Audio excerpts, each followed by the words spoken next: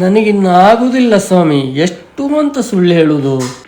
SIT ಅವರು ಕೊಟ್ಟ ಟಾರ್ಚರಿಗೆ ಒಪ್ಕೊಳ್ಳೇಬೇಕಾಯ್ತು. ಮಟ್ಟಣ್ಣನೇ ಬುರ್ಡೆ ಕೊಟ್ಟ ಅಂತ ನಿಜನೇ ಹೇಳಿಬಿಟ್ಟೆ. ನೀ ಎಂತಕ್ಕೆ ಬಂದೆ ಮಾರಾಯ್ತಿ? ಈಗ ಮೀಡಿಯಾ ಮುಂದೆ ಸರಿಯಾಗಿ ಸುಳ್ಳು ಹೇಳಿಕ್ಕೂ ಬರೋದಿಲ್ಲ ನಿನಗೆ.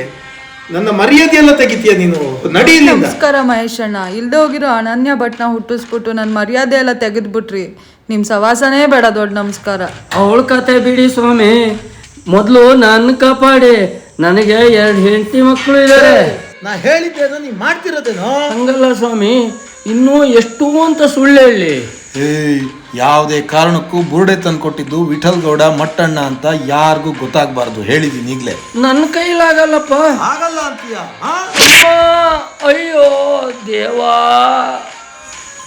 ಬೋಳಿ ಮಗನೇ, ಎಲ್ಲೋ ಇದ್ದವನ್ ಕರ್ಕೊಂಬಂದು ಸುಳ್ಳು ಮೇಲೆ ಸುಳ್ಳು ಹೇಳಿಸಿ ನನ್ನೇ ಸಿಕ್ಕ ಹಾಕಿಸ್ತೀರೇನೋ ನಿಮ್ಮನ್ನ.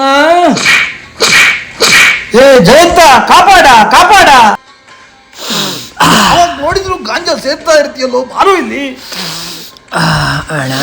ಅಮ್ಮ ಅಯ್ಯ ಬಾ, ಹಾಕಿ 4 ತದಕಿ ನನ್ನ ಮಗನಿಗೆ ಬಿಡಬೇಡಿ.